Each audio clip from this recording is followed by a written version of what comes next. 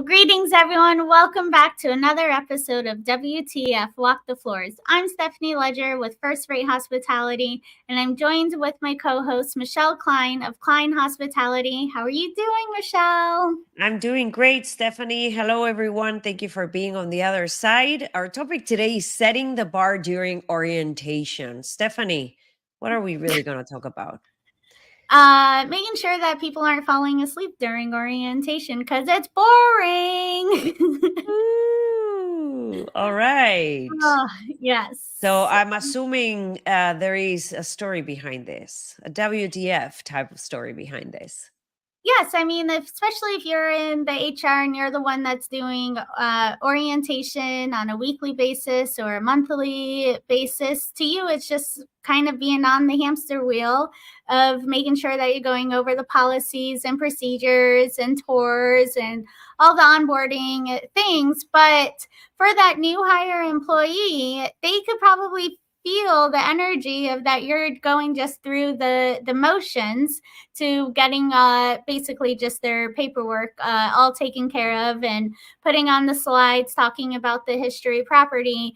And orientation usually starts around 9, and then probably around 11 a.m. already the new hires are just falling asleep or not interested anymore. So I just felt like it was a good topic for us to talk about. How can we make orientation fun, even though we know that there is some things that we have to do with that filling of paperwork, drug testing, all that fun stuff.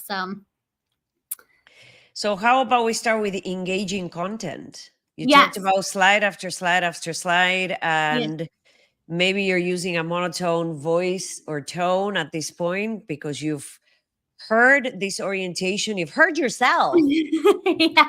facilitating this orientation so many times, right? So making sure orientations are engaging Yes. is critical. So how do we do that? Using maybe different interactive elements. Perhaps Yes. you use videos or you do a segment with role playing, or maybe there's a group discussion, right?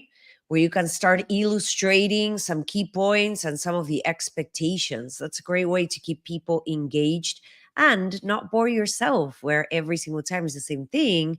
But now you have different people in the room that are adding value to the orientation in a very different way. Absolutely.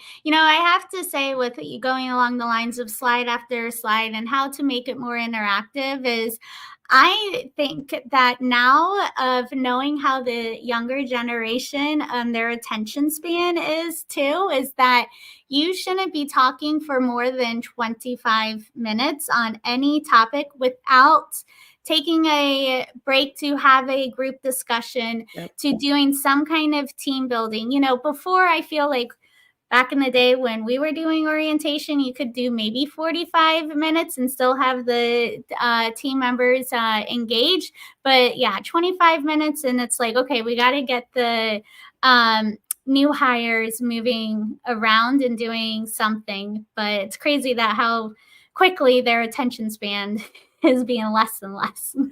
Totally. So another great way to catch their attention is by storytelling, right? Yes. Sharing compelling stories about the company's history, their successes, any challenges, right? That build on that narrative. If there is one orientation that I can tell you is on point and covers all of these through storytelling is Hilton.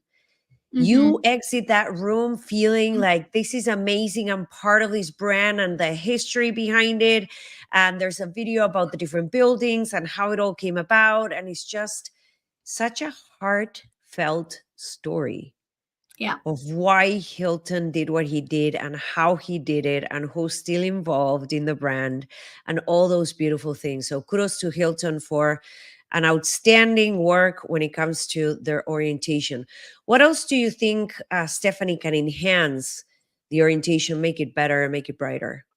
Still going along those slides, is utilizing your actual employees instead of stock images. So maybe you're talking about employee uniform or grooming standards. Utilize your own employees and make it into an interactive as well, of showing a little bit of video of like the proper way to wearing the uniform, or also to what is considered not to being under the grooming standards.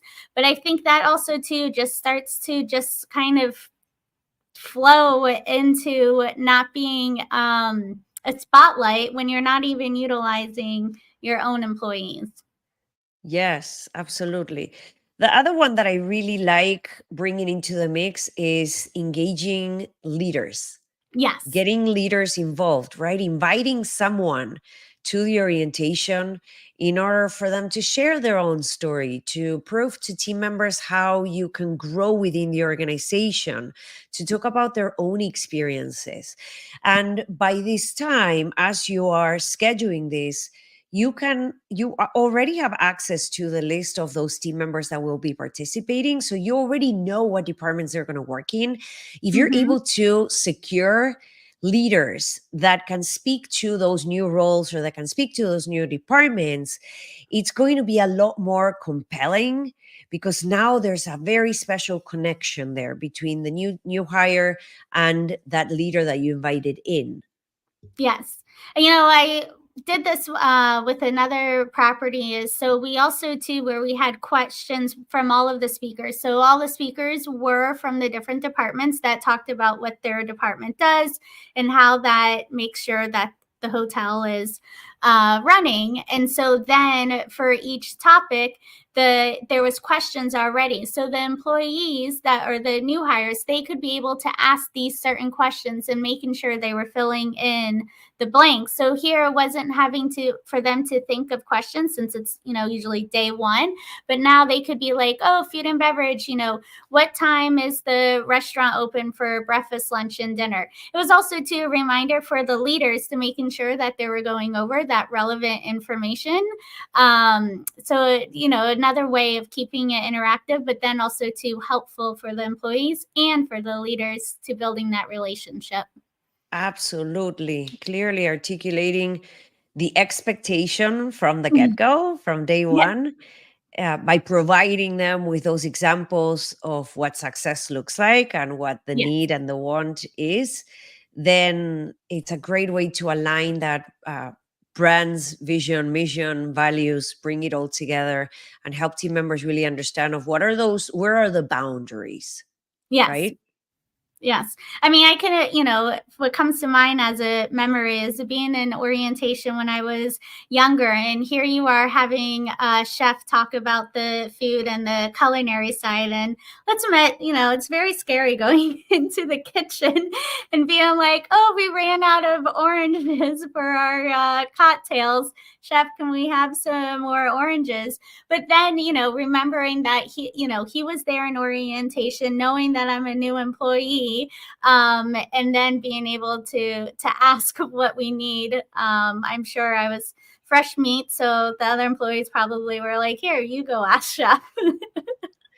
And also creating that opportunity to connect with those that will be part of the orientation experience. So if you're Yeah. going to take team members to try the buffet or try a specific restaurant on property, aligning with the leaders behind that support Yeah. is important to make sure that the expectation is clear, but also the delivery is on point, because this is truly the first impression that this team will have of the product or service that you're there to deliver.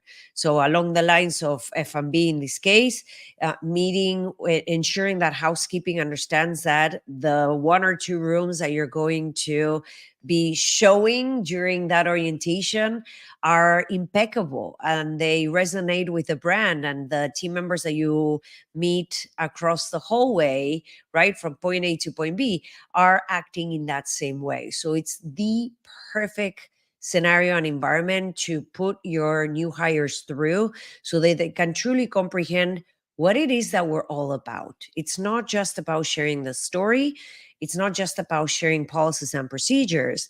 It really has everything to do with who are we as a brand. Mm-hmm. Absolutely. And we've talked about this in previous episodes of, how, inspect what you expect.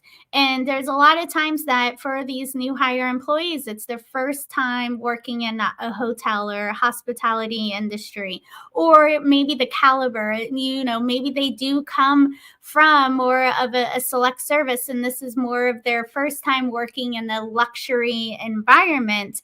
And during this orientation, where you're utilizing, the outlets for lunch to be served, or banquets for the employees to taste what the guests are tasting or what's on the menu, for them to fully understand too what that guest expectation is and how they can be able to deliver that service right from day one. I love it. Great insight, great topic. One that is that never ceases to excite me. It's the first impression. Yeah. So important, first impression. So thanks everyone for being on the other side. Once again, this is a call to action for you to get off your hamster wheel and back Yes. into walking the floor. Yes, exactly. Don't just play the video. Thank you, Thank you. everyone.